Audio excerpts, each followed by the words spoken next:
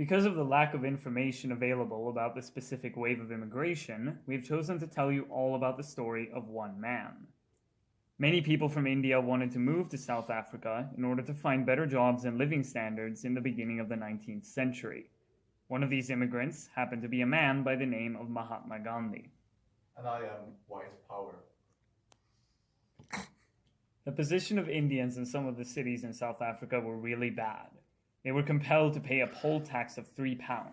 They were not allowed to own land except in specially allotted locations, a kind of ghetto. They had no franchise and were not allowed to walk on the pavement or move out of doors after 9 p.m. without a special permit. One day, Gandhi, who had received from the state attorney a letter authorizing him to be out of doors all hours, was having his usual walk. As he passed near President Kruger's house, the policeman on duty suddenly and without any warning pushed him off the pavement and kicked him into the street. Mr. Coates, an English Quaker who knew Gandhi, happened to pass by and saw the incident. He advised Gandhi to proceed against the man and offered himself as witness. But Gandhi declined the offer, saying that he had made it a rule not to go to court in respect of a personal grievance. During his stay in Pretoria, Gandhi read about 80 books on religion.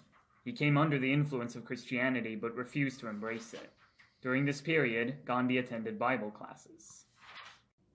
Within a week of his arrival there, Gandhi made his first public speech, making truthfulness in business his theme. The meeting was called to awaken the Indian residents to a sense of the oppression they were suffering under. He took up the issue of Indians in regard to first-class travel in railways. As a result, an assurance was given that first- and second-class tickets would be issued to Indians who were properly dressed. This was a partial victory. These incidents led Gandhi to develop the concept of satyagraha. He united the Indians from different communities, languages, and religions who had settled in South Africa.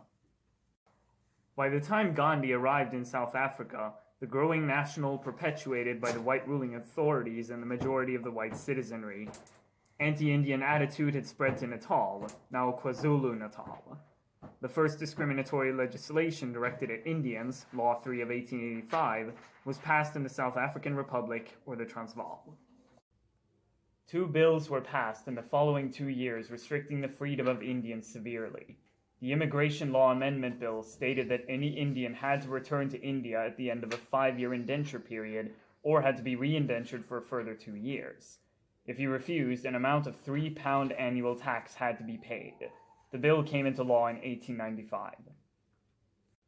Having completed his work in Pretoria, Gandhi returned to Durban and prepared to sail home. At a farewell dinner in April 1894, given in his honor, someone showed him a news item in the Natal Mercury that the Natal government proposed to introduce a bill to disfranchise Indians. Gandhi immediately understood the ominous implications of this bill, which, as he said, is the first nail into our coffin, and advised his compatriots to resist it by concerned action. But they pleaded their helplessness without him and begged him to stay on for another month. He agreed, little realizing that this 1 month would grow into 20 years. Gandhi immediately turned the farewell dinner into a meeting and an action committee was formed. This committee then drafted a petition to the Natal Legislative Assembly. Volunteers came forward to make copies of the petition and to collect signatures, all during the night. The petition received much favorable publicity in the press the following morning.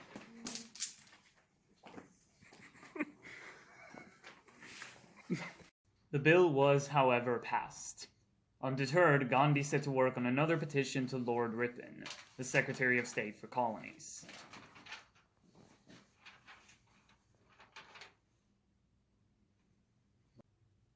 During a prayer meeting, Gandhi was assassinated at the age of 78.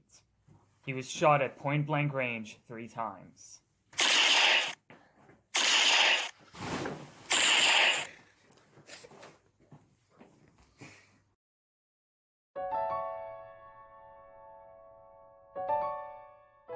The first discriminatory legislation directed at Indians, Law 3 of 1885, was passed in the South African Republic, or the Transvaal.